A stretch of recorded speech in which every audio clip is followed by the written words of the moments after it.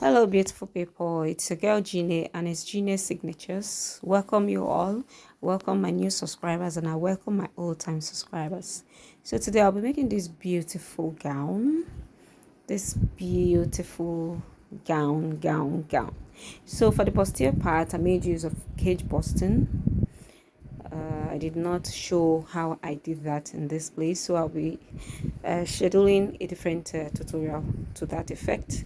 So if you want me to upload the tutorial, just leave it in the comment section and I'm going to be showing you how I came about the bust caging that looks so clean, beautiful, and as if the person's is not even padded or anything at all. It came out very, and for the sleeves, this is a funnel sleeve with a slit, and you can see there's a detachable fox wrapper.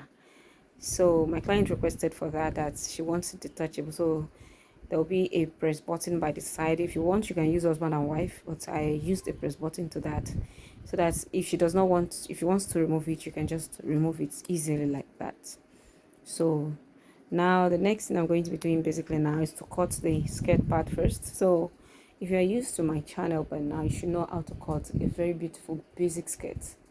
Like a beginner, you should, if you close your eyes and you open it, you should be able to cut a skirt perfectly well.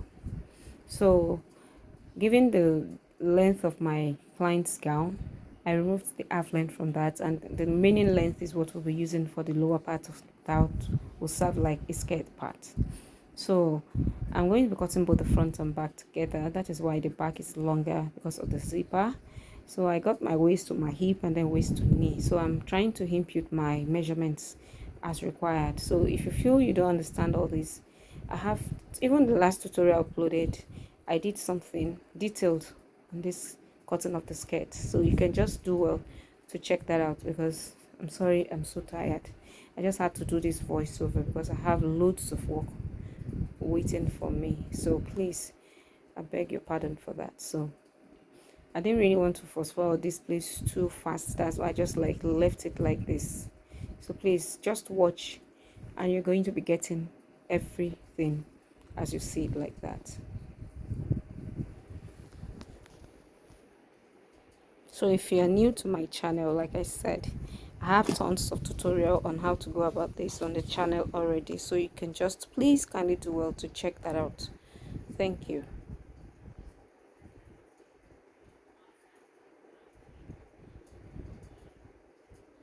So now I'm just getting my darts, and in order to get your dart, just divide your bust pan or nipple to nipple measurement into two, and then you take in your darts of 1 inch, that is half inch. You go up by 2 or 3 inches from your waist hip line measurement upwards, and then you connect. So basically we're through with the skirt, and then I'm cutting this out. Now if you're using a contour method, you can go ahead and do that, but I've always used this style and it has always come out very beautiful. I'm not saying that contouring of the hip is not appropriate, yeah, but I feel like there's some body shapes that goes for, yeah. So if you feel you want to use it for yourself, please kindly go ahead and do that. Now for the slit for the back, I'm just going to come up by 24 inches from my length and then indicate it like that, and then give a space of half an inch all the way to the lower part, because this is going to be fully lined. So I'll be using that half an inch to line the back slit. So I'll just cut that out.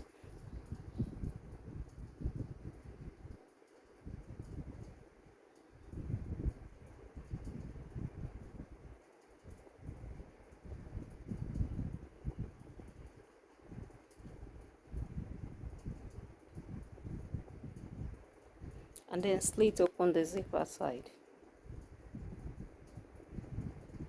Then notch my zipper. So this is with the front and then this is the back piece.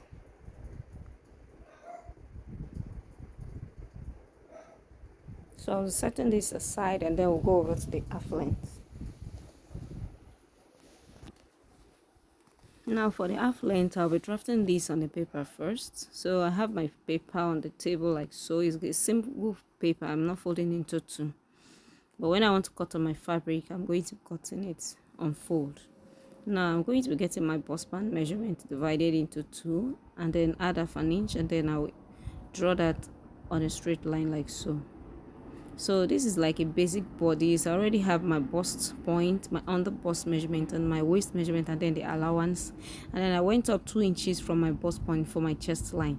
I did my armhole and all that. So what I'm doing next now, from the under bust and the waistline, I came in and I came out by 1 inch respectively. Now if your client is on the bust side, you can use 1.5 or 2 inches. But because my client is on the small size, so I'm making use of 1 inch.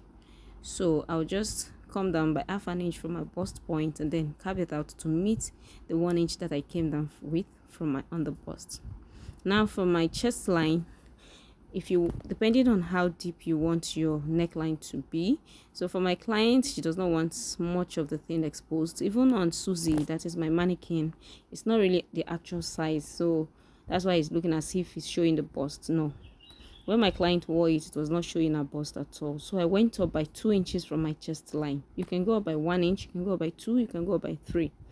But I went up by 2 inches from my chest line so that it will cover the chest area. And then I marked my bust band measurement right there again, and then took 1 inch respectively so that I'll carve it out to meet my bust point. So you can see the way it's coming out like so.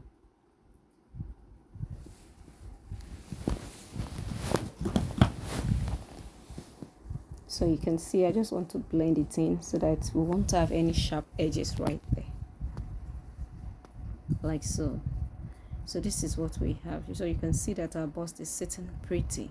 Now I'm going to be coming to the armhole side, and then I'll divide this into two to get the midpoint.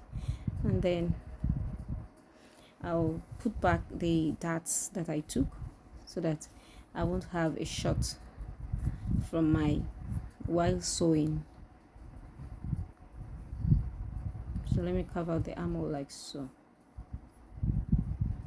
So now the next thing I'm going to be doing is to come to the neck width. I did initially did 3 inches, but I did 3.5 there, and then I'll be taking my dart line as the demarcation for me to slant my sleeve, my yoke part like so. So I slanted it like this so you can see the way it came out.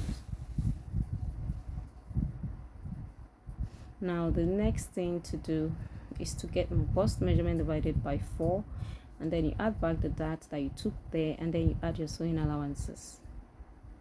And then the next thing is to go over to your waist measurement, divide by 4, you add back the darts, and then you add your sewing allowances as well.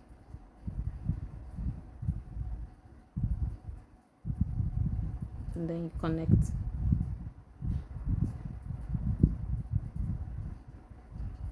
So this is what we have.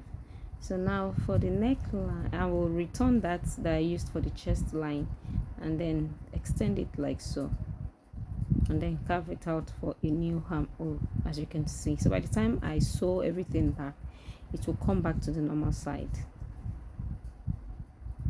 So now for the neck depth, now my client, like I said, does not want her bust exposed, so I just came down by 1 inch from that place and then just did a little bit of a sweetheart neck. You won't even notice it when you sew it, but if you want yours to be very obvious, you can come down your chest line and then carve it out very well. So we're basically through with the front piece, and then I'll be cutting this out.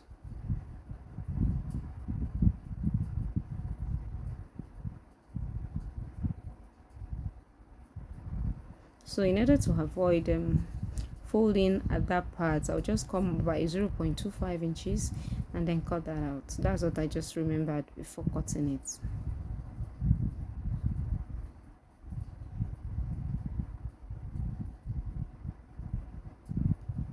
So we have our yoke,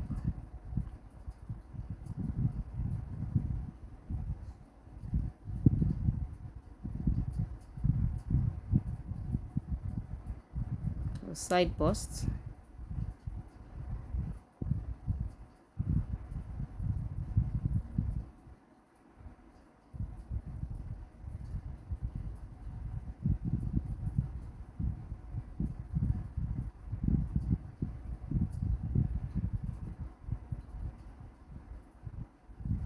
then our middle bust. So this is what we have. So you can see what we have. This is how it's going to be. So when you want to cut out, you cut on fold. So let's go quickly over to the back piece so that I will cut out the back piece on paper as well before assembling all the fabrics together. So now I've gone ahead to do the basic bodies like my chest line, my shoulder, armhole. So the next thing, I just did all this so that it will be fast.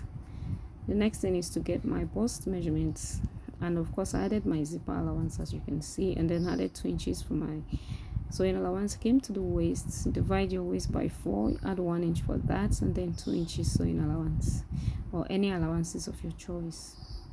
So I'm going to be connecting like so, and then carve out the armhole like so. So the next thing to do now is to get the back neckline.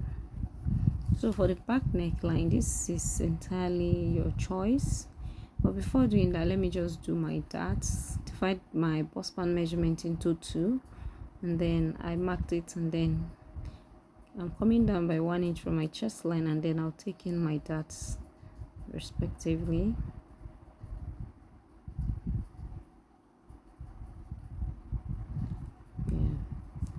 So now let's go over to the neckline. Now for the neckline, I'm going to be maintaining 3.5 inches for the neck width, and then for the neck depth I'll come down by 1.5 inches. Now here I was just trying to tell you that you can do any neckline of your choice. If you want it to be like that shape, you can go ahead and do that, but I'm just going to be doing it the normal shape. So I'll just come down and then carve out my neckline like so. So I'll be making use of that. So now in order to avoid bulginess of the zipper, I'll come in by 1/2 inch and then slant it all the way up. So we're basically through with the back piece, and then I'll be cutting this out as well.